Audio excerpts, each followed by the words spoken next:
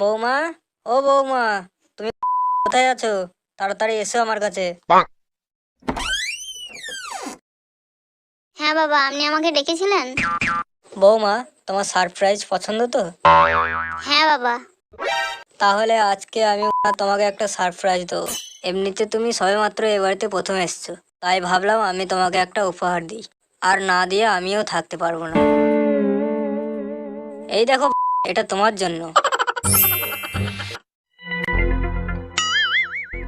বাও, খুব সুন্দর হারটা।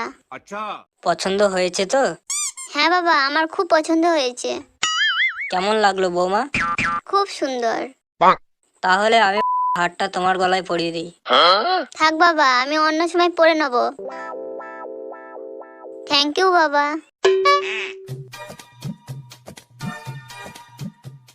এই তো মালটা পথে আসছে, আর একটু ওয়েট করতে হবে। আরে পুটি, আমি ভাবতেই পারছি না। জানিস বাবা আমাকে একটা দামি হার দিয়েছে, পুরো 1 লাখ টাকা দাম। ও তাই?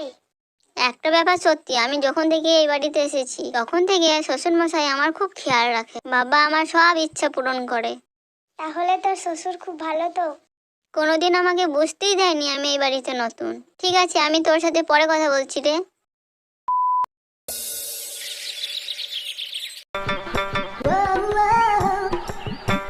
আহ, কত সুন্দর মাল! আমি আর থাকতে পারছি না। না, যেমন করে হোক আমাকে কিছু করতেই হবে।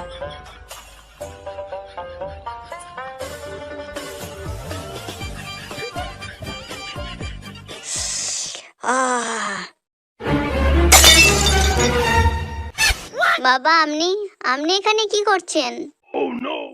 আসলে বৌমা, হয়েছে কি, আমার বাথরুমের কলটা খারাপ হয়ে গেছে, তাই এখানে চলে এলাম। আর আমার ড্রেসটা আপনার হাতে কেন? আসলে তোমার ড্রেসটা নিচে পড়ে গিয়েছিল, আমি তুলে উপরে রাখতে যাচ্ছিলাম। ওরা সেই সময় তুমি চলে এলে। দেখো, আমার এক বন্ধুর জামা কাপড়ের দোকান আছে, তুমি চাইলে ওখান থেকে জামা কাপড় নিতে পারো। থ্যাংক ইউ বাবা, কিন্তু আমার এখন দরকার নেই। যখন প্রয়োজন হবে তখন আপনাকে বলে দেবো। ধুর,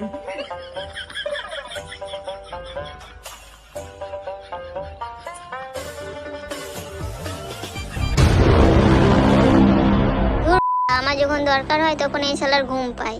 কে নিয়ে আমি আর পারছি না। মনে হচ্ছে আমাকে নতুন কিছু ভাবতে হবে।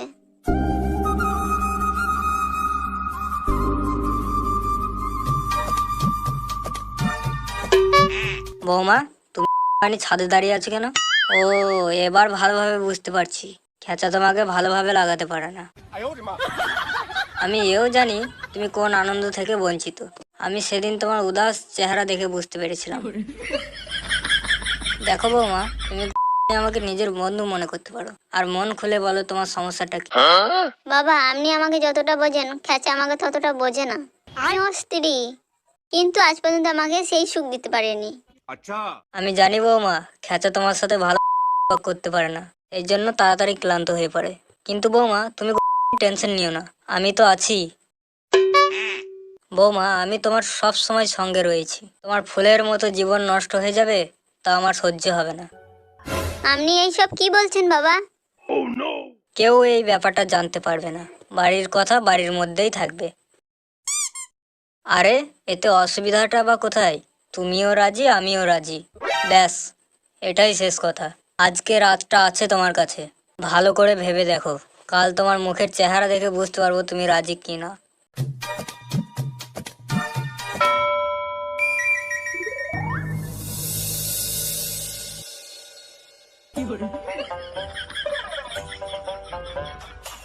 গুড মর্নিং বাবা, এই নিন আপনার চা নিন। তাহলে বৌমা, তুমি রাজি তো? হ্যাঁ বাবা, আমি রাজি।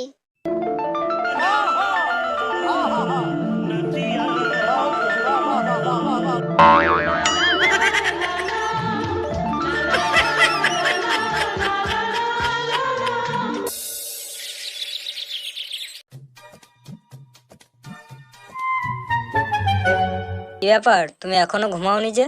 দাঁড়াও, আমি তোমার ওষুধটা দিয়ে দিচ্ছি। মনে হচ্ছে আজ আমার খুব খেয়াল রাখছো। স্ত্রীর সেবা করা অত্যন্ত পুণ্যের কাজ।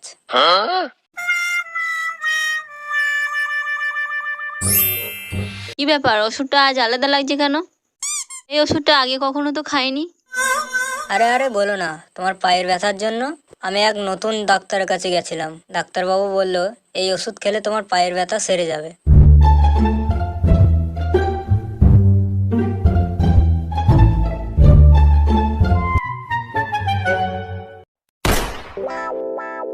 এই ওষুধে তোমার ব্যথা কমবে না, কিন্তু ঘুম ভালো হবে। আমি এখন আসি, আমার বৌমা অপেক্ষা করছে।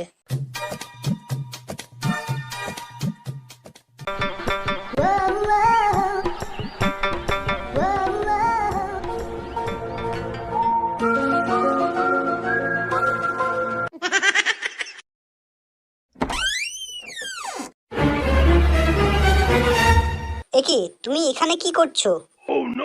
ও ও ওই তো মায়ের পায়ে ব্যথা হচ্ছিল, তার জন্য মালিশ করতে এসেছিলাম। রাত অনেক হয়ে গেছে, এবার শুয়ে পড়বে, চলো।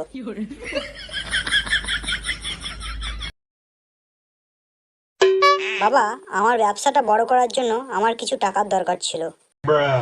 বাবা, আমি আপনাকে বলেছিলাম না এই ব্যাপারে?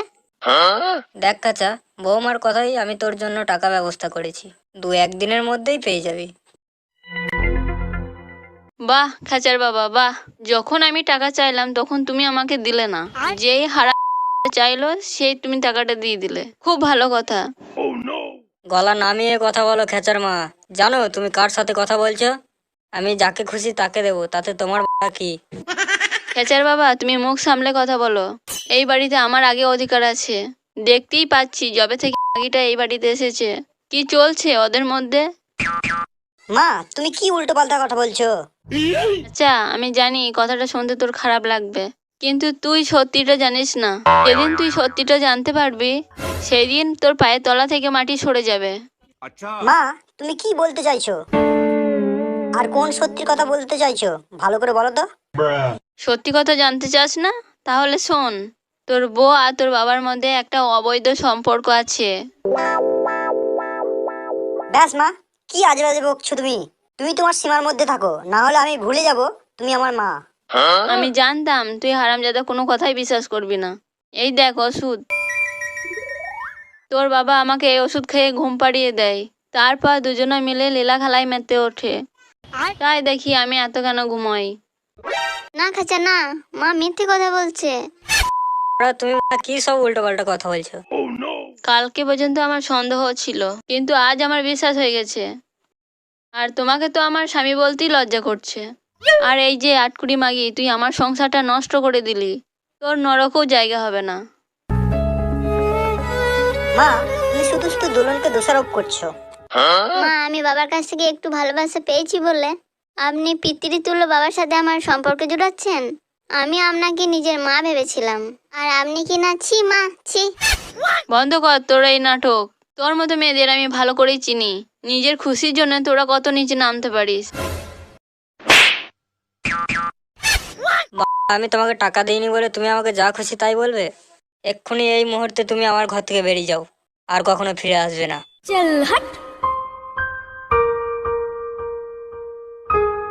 হ্যাঁ হ্যাঁ, যাও যাও, আর মনে রেখো তুমি কখনো ফিরে আসবে না এই বাড়িতে। খেঁচা, বৌমাকে নিজে ঘর নিয়ে যা বাবা। ভালোই হয়েছে, খেঁচার মা চলে গেছে। এবার বৌমা আর আমার মধ্যে কেউ কাটা হয়ে আসবে না। ওহ, কি মজাটাই না হবে।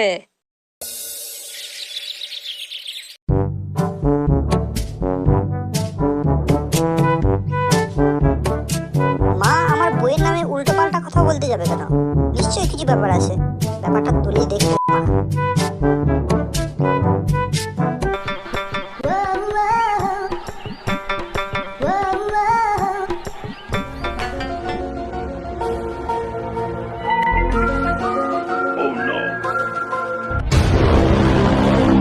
ও, তাহলে এই ব্যাপার। कैमरामैन जल्दी फोकस करो।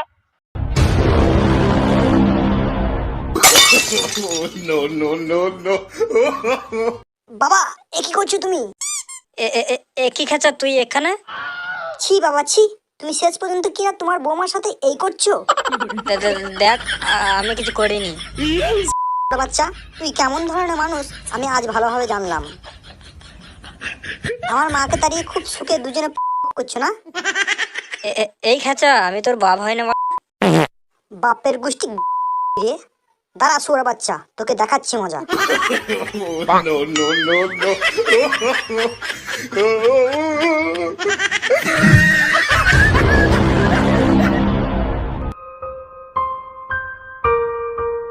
খাঁচা প্লিজ আমাকে ক্ষমা করো, আমার ভুল হয়ে গেছে খাঁচা, প্লিজ প্লিজ আমাকে ক্ষমা করে দাও।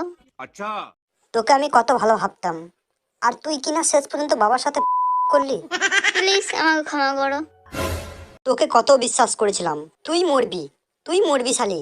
আজই তোকে আমি সোনাগাছিতে দিয়ে আসবো। তোর মতো মেয়ে আমার দরকার নাই, সারা জীবন মারিয়ে কাটিয়ে দেবো, কিন্তু তোর মতো মেয়ে আমার দরকার নাই।